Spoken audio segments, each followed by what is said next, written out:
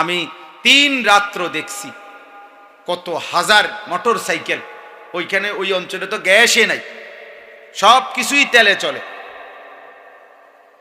কত হাজার হাজার মোটর সাইকেল একটু তেলের জন্য, 1 লিটার তেলের জন্য ঘন্টার পর ঘন্টা। রাতের 3টায় গিয়ে দেখছি, রাতের 4টায় গেছি, কোনোভাবে সিস্টেম নাই তেল নেওয়া। মারামারি হানা, মানে ধাক্কা ধাক্কি, হই হুল্লোড়, এটা জাহান্নামের কারবালার মাঠ মনে। ঢাকা শহরের একজন পরিচিত এসপি, উনি ফোন দিছে পরে ওসিকে, ওসি এসআই পাঠাইয়া, পুলিশ সদস্য পাঠাইয়া, এরপরে বহুত কষ্ট করে 3 দিন পরে আমার গাড়িতে তেল পুরাই দিছে। আমার গাড়ি গ্যাস নাই, তেলে চলে। আমার সেদিন মনে পড়ছে, আমি এই কয়েকদিন প্রত্যেক দিন বলতেছি রে আব্বা, ঢাকা শহরে ওইখানেও প্রতিদিন ঢাকা শহরে হাজার হাজার ছেলে যুবক যারা মোটর সাইকেল চালাইয়া ভাড়া মাইরা তাদের ফ্যামিলি চলে, তাদের ছোট্ট বাচ্চার খাবারের লোকমা হয়, বাড়িতে হয়তো মা বাবা চলে। এই যুবকগুলো যদি 3 দিন 5 দিন 1 সপ্তাহ যদি তেল না পায়, এদের ইনকাম কোথায়? এদের 5 বছরের বাচ্চা গিয়ে যদি বলে আব্বু খাবার কই, এই বাপ কই থেকে খাবার এনে দিবে? বেচারা তো এটাই ইনকাম।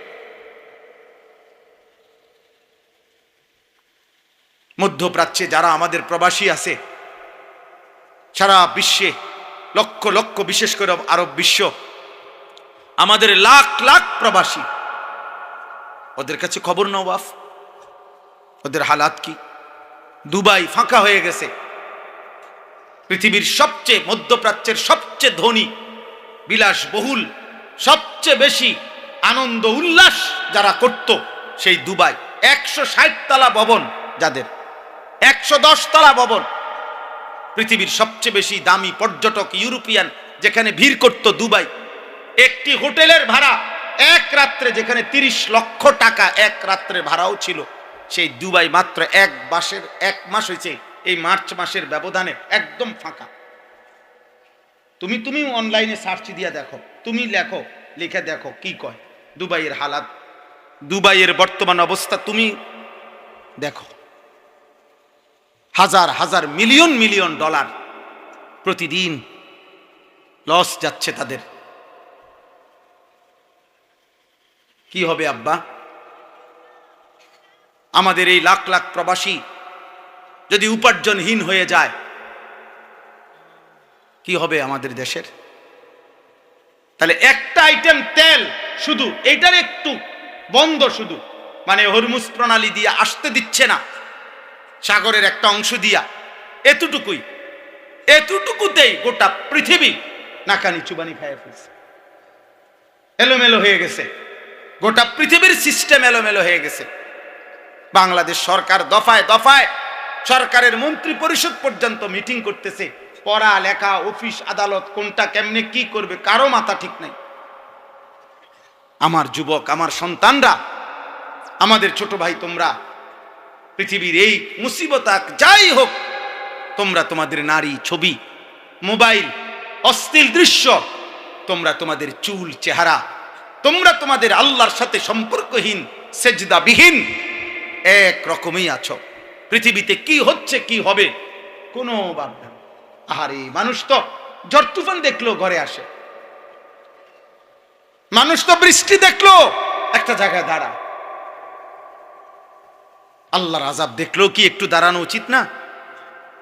বলেন, মানুষ তো ঝড় তুফান দেখলো একটু দাঁড়ায়, যে ঝড় তুফান আসতেছে।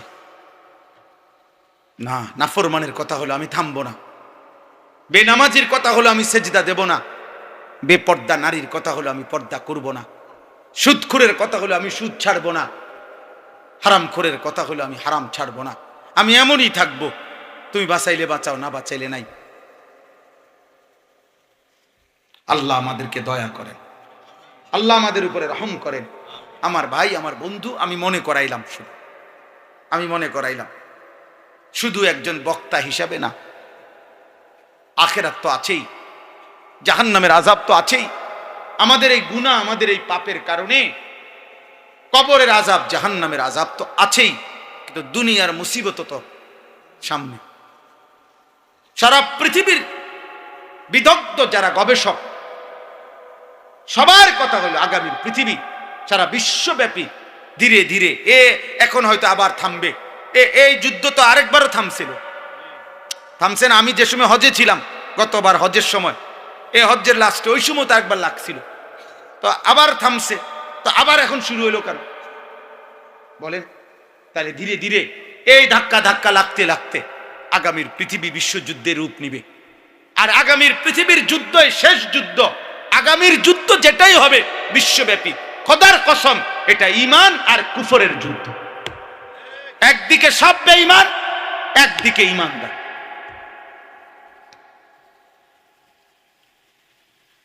অতএব দয়া করেন, আমরা বাবারা যারা আছেন, পর্দার আড়ালের মা বোন যারা আছেন, আমার একটাই কথা, আমি ওই মাহফিলও বলছি, একটা অনুরোধ শুধু, আমার একটা আবদার আপনাদের সবার কাছে, যে বুঝছেন, যার বিবেক আছে, আপনাদের আবদার, আপনার সাধ্য মতো, সামর্থ্য মতো, যে দূর পারেন, যাকে পারেন, আপনার অধীনস্থ নাতিটারেই পারেন, আপনার ছেলে মেয়ে, যে যাকে যে দূর সম্ভব, একজন আরেকজনকে, বুড়া জওয়ান নারী পুরুষ, আল্লাহর কথা, নামাজের কথা, আমরা মুসলমান, আমাদের আল্লাহর হুকুম মানার কথা একটু প্রত্যেকেই শত কণ্ঠে, হাজার কণ্ঠে, লাখ কণ্ঠে বলেন। একজন ইমাম সাহেবের উপরে ছেড়ে দিলে হবে না রে বাপ। একজন বক্তা কতক্ষণ বলবে? আমি একজন মানুষ, মনে করেন আমি কতক্ষণ বলতাম বলে? আমি এমনি বুঝানোর জন্য বলছি, এমনি বলতেছি। আমি না হয়তো 4 মাসে আমার কাছে মাহফিলের জন্য আবেদন করে রাখছে, কম পক্ষে যদি কম হয় 5,000। আমি খুদার কসম ফুটাঙ্গিরির জন্য বলতেছি না, এমনি বুঝাইলাম। তা আমি কি করবো এগুলো বলেন? আমি হিসাব করছি 4 মাসে মাহফিল দেওয়া যায় কমপক্ষে 200 বা 220টা সর্বোচ্চ। কিভাবে সম্ভব বলেন? তাহলে আমি একজন ইমাম সাহেব, একজন বক্তা, একজন হুজুর, সবাই আমাকে 2-4 জনের কান্দে তুলে দিলে তো হইতো না। আপনি দাদা বুঝি বৈশা বৈশা বাবা, আপনি ছেলেটার বাপ, আপনি বুঝি সারাদিন বিড়ি খাইয়া, আপনি বুঝি এই চা দোকানে গল্প করতে করতে শেষ করে দিবেন জীবন। আপনার নাতিটা নামাজ পড়বে না? আপনি মুসলমান বাবা মা ঘরে ঘুমান, আপনি কি একটু চেষ্টা করলেও ফজরের নামাজে আপনি উঠাইতে পারতেন না বুঝি? আপনি কি কোনো চেষ্টা করতেন? বলে হুজুর শুনে না। আরে শুনে না তো 100 বছরও যদি না শুনে, কেউ যদি আল্লাহর কথা বলার পরে না শুনে, তা আপনারে বলতে নিষেধ করছে, বলা বন্ধ দিতে বলছে, এটা আপনারে বলছে কে? কথা আমার বুঝেন নাই? আমি মনে করেন আজকে 22 বছর আলহামদুলিল্লাহ আল্লাহর দয়ায় 2-4 শব্দ বলার তৌফিক আল্লাহ দিছেন। আজকে 22 বছর চলে আমার এই ওয়াজের জীবন আলহামদুলিল্লাহ, 2004 সাল থেকে। তাহলে এই 22 বছরে আমি যদি হিসাব মিলাই, যে বলতেছি তো কই সবাই তো বদলাচ্ছে না, কাজে আর কত কইতাম বুঝতে লাগে, এটারই কথা। তাহলে কেউ শুনে না, মনে করেন আমার স্ত্রী, আমার ছেলে, আমার মেয়ে, আমার পরিবার শুনে না, নামাজ পড়ে না, কেউ 1000 বার বলার পরও কেউ পড়ে না। এখন আমারে কেউ যদি না পড়ে, আমার বলা নিষেধ বা আমার আর বলার দরকার নাই, এই সিদ্ধান্ত আপনারে দিল কে? আমার কথাটা বুঝছেননি আপনারা? তোমরা ছেলেরাও বাপ, হাত জোর করে বলি, কবর আছেই সামনে, জাহান্নাম সামনে, সে তো আছেই। আগামীর পৃথিবীটাও নিজেদের পৃথিবী, নিজেদের বেঁচে থাকা তোমরা এমন অনিরাপদ বিপদের ঝুঁকিতে ফেলো না। কষ্ট পাই বাবা। বললাম প্রিয় বন্ধু, প্রিয় ভাই, বললাম আমি, তোমরা খুব বেশি মাতবরি করতেছ, বিশেষ করে তোমরা এই জেনারেশন খুব বেশি অহংকার করতেছ। এই বর্তমান প্রজন্মের তোমরা যাদের বয়স 14, 16, 18, 20, 25 বছর, তোমরা বেশি বাড়াবাড়ি করছো। তোমরা মোবাইলটা নিয়ে পাগল হয়ে গেছো। তোমরা নারীর মধ্যেই জীবনের সব সুখ খুঁজতেছ। তোমরা ছবি আর জিনা ব্যভিচারের দৃশ্য আর অসভ্যতা আর অশ্লীলতার উলঙ্গ দৃশ্যের প্রতি জীবনটা তোমরা ওয়াকফ করে দিচ্ছ। এটা ঠিক না বাপ, এটার একটা ক্ষতিকর চূড়ান্ত দুঃখজনক পরিণতি অচিরেই তোমার উপরে হোক অথবা তোমার পরবর্তী জেনারেশনের উপরে হোক, হবেই হবে। আমরা কিতাবে পড়ছি পূর্বপুরুষের দোয়া কোরআনে আছে, আমাদের দেশের কথার প্রচলনের মধ্যে আছে। কেউ যদি দিনদার হয়, কেউ যদি আলেম হয়, কেউ যদি নামাজি হয়, তো মানুষ বলে তার বাপদাদা পূর্বপুরুষের দোয়া ছিল। পূর্বপুরুষের নেক আমল পরবর্তীদেরকে ভালো হতে সাহায্য করে, পূর্বপুরুষের বদ আমল পরবর্তীদেরকে নাফরমান হইতে সাহায্য করে।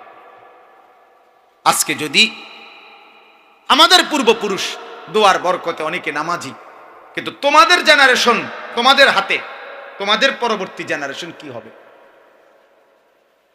বলো ভাই? 365 দিনে যে কোনোদিন 5 ওয়াক্ত নামাজ পড়লা না, আল্লাহ চাহে তো 25 বছর বয়সে, 28 বছর বয়সে তুমি বিয়ে করিলে, আল্লাহ দিলে তোমার একটা সন্তান হইলে, তো ওই বাচ্চাটা একটু বুঝের হইলে ও কি করবে? ও কেমনে আল্লাহ চিনবে? ও নামাজ চিনবে কেমনে? আল্লাহ আমাদেরকে বিবেক দান করে, আল্লাহ আমাদেরকে বুঝ দান করে। অতএব আমি এই কথা মনে করাইলাম, কবরের আযাব, জাহান্নামের আযাব সেটা তো আরো ভয়ানক। দুনিয়ার এইটুকু পেরেশানি, তেলের পেরেশানি, খাবারের পেরেশানি, ক্ষুধার কষ্ট, অভাবের কষ্ট, এটা যদি হয় এমন নির্মম, তো আখিরাত, জাহান্নামের আযাব, কবরের আযাব বলে। এই কথাটাই এবার চলেন, এই আয়াতগুলো তর্জমা শুনেন, তাহলে এই কথা শেষ।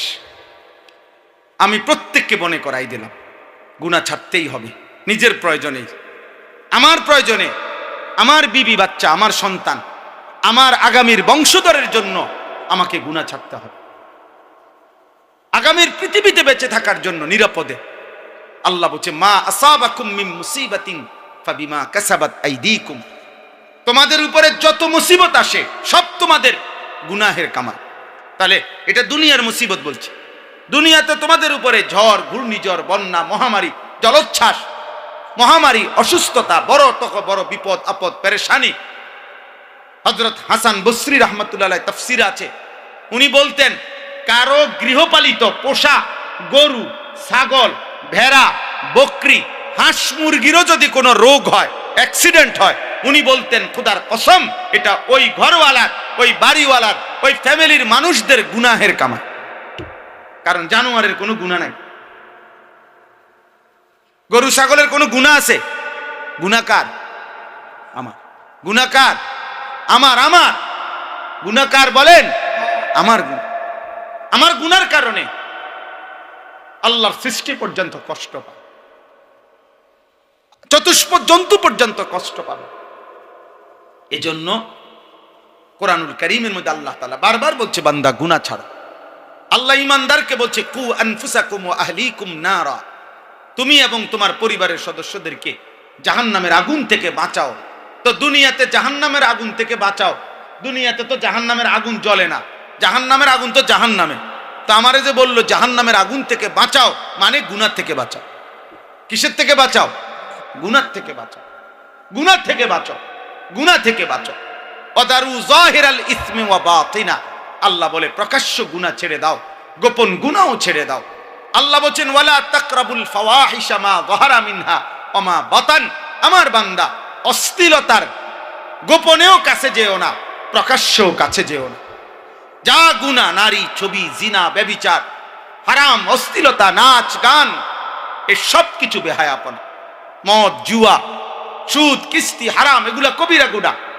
নবীজি বলছেন, আমি নিজে তাফসীরের মধ্যে পড়ছি, আল্লাহর নবী বলছে, যে মদ পান করে অথবা যে ব্যভিচার করে, জিনা করে, কোন নারীর সাথে হারাম সম্পর্ক করে, অথবা নেশা করে, নেশাখোর, এই যে গাঁজাখোর, পুট্টাখোর, বাবাখোর, ডাইলখোর, এই হারামখোর, আল্লাহর নবী বলছেন, কসম আল্লাহর, একটা ছেলেও শোনো, আল্লাহর নবী বলছে, যে নেশা করে অথবা যে জিনা করে, আল্লাহর নবী বলছেন, আল্লাহ তাআলা নাযা আল্লাহু মিন কলবিহিল ঈমান কামা ইয়াখলাউল ইনসানু আল কামিসা মিন রাসিহি, আল্লাহ তাআলা ওই নেশাখোর অথবা জিনাখোরের কলিজা থেকে ঈমান এভাবে টেনে বের করে ফেলে, মানুষ যেমন গায়ের জামা শরীর থেকে খুলে ফেলে।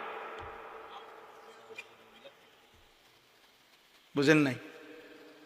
গায়ের জামা যেমন কি খুলে ফেলে। নবী সাল্লাল্লাহু আলাইহি সাল্লামের বিশুদ্ধ হাদিস। নেশাখোরের কলজার থেকে আল্লাহ ঈমান খুলে ফেলে। আল্লাহ যেন বলে, মদের ইয়াবা ট্যাবলেট, মদের বোতল, নেশার বোতল নিলা, বেঈমান এদিকে ঈমানটা দিয়ে দে, যা এবার নেশা কর। নারীর সাথে হারাম সম্পর্ক, এই নাফরমান তোর ঈমান দিয়ে যা, যা এবার উলঙ্গ হওয়ার ব্যভিচার কর, যেটা মন চায় কর, যা।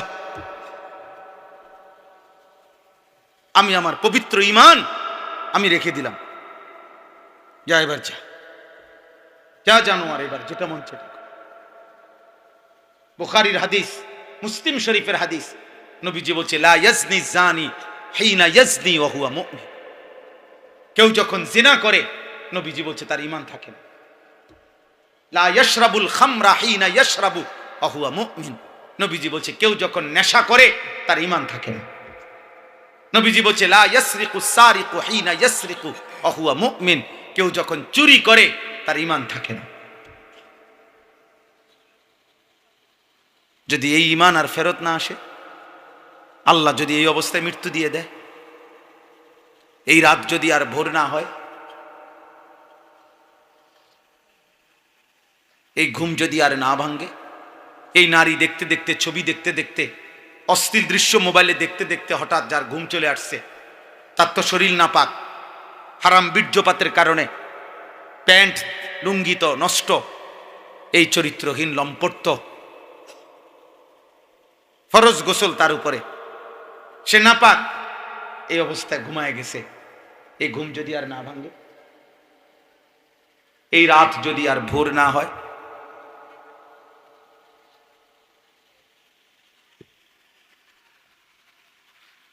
আল্লাহ আমাকেই মাফ করে দেন। ইয়াওয়াদ্দুল মুজরিমু লাউ ইয়াফতাদি মিন আযাবি ইয়াউমিইদিন বিবানিহি ওয়া সাহিবাতিহি ওয়া আখিহি ওয়া ফাসিলাতিহি আল্লাতী তু'বিহি ওয়া মান ফিল আরদি জামিআন সুম্মা ইউনজিহি। আল্লাহ বলে, হাসরের দিন নাফরমান পাপী আল্লাহকে বলবে, আল্লাহ আজ হাসরের ময়দানে আমার ছেলে মেয়েদেরকে জাহান্নামে দিয়ে দেন, বিনিময়ে আমারে বাঁচায় দেন। আমার স্ত্রীকে জাহান্নামে দিয়ে দেন, আমারে বাঁচায় দেন। আমার ভাই বোনদেরকে জাহান্নামে দিয়ে দেন, আমারে বাঁচিয়ে দেন। আল্লাহ আমার মহল্লাবাসীকে জাহান্নামে দিয়ে দেন, আমারে বাঁচিয়ে দেন। আল্লাহ জমিনের সবগুলো মানুষকে জাহান্নামে দিয়ে দেন, আমারে বাঁচায় দেন। ইয়া রব্বি নাফসি নাফসি। ফেরেশতা বলবে, এটা তোমার বিবি, বলবে তার ইচ্ছা করলে জাহান্নামে দাও, আমারে বাঁচিয়ে দাও। ফেরেশতা বলবে, বন্ধু এটা তোর ছেলে মেয়ে। নাফরমান বলবে, ওদেরকে জাহান্নামে দিয়ে দাও, আমারে বাঁচিয়ে দাও। ফেরেশতা বলবে, এটা তোর মা বাপ। নাফরমান বেঈমান বলবে, এদেরকেও জাহান্নামে দিয়ে দাও, আমারে বাঁচিয়ে দাও। কাল্লা ইন্নাহা লাযা। আল্লাহ বলে, না না, কখনোই না বান্দা, আমি কোন অবস্থাতেই আজ ছেড়ে দেব না। ইন্নাহা লাযা, জ্বলন্ত ধাউ ধাউ লেলিহান আগুনের শিখায় তোমাকে ফেলে দেওয়া হবে। নাজ্জাআতাল লিশ-শাওয়া। আল্লাহ বলেন, এক সেকেন্ডের জাহান্নামের আগুনে নাফরমান ফেলতেই তোমার সারা দেহের চামড়া প্রথম সেকেন্ডেই খসে ফেলবে।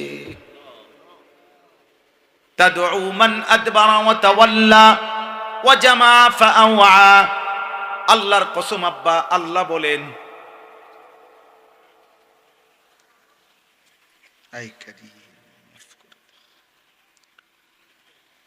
আল্লাহ বলেন নাফরমান পাপী এদিক সেদিক দৌড়তে চাইবে। তাদউ অর্থ হইল জাহান্নামের আগুনই নাফরমান পাপীকে ডাক দিয়া দিয়া টেনে ভিতরে ঢুকায় ফেলবে। তাদউ শব্দের অর্থ আগুন ডাক দিবে। আগুন আগুন ডাক দিয়ে বলবে, মদ করে দিকে আয়, ওদিকে যাস কেন? নেশা করে দিকে আয়, এদিকে আয়, ভিতরে ঢোক। সুদ করে হারাম করে দিকে আয়, ভিতরে ঢোক। মুশরিক বেঈমান এদিকে আয়।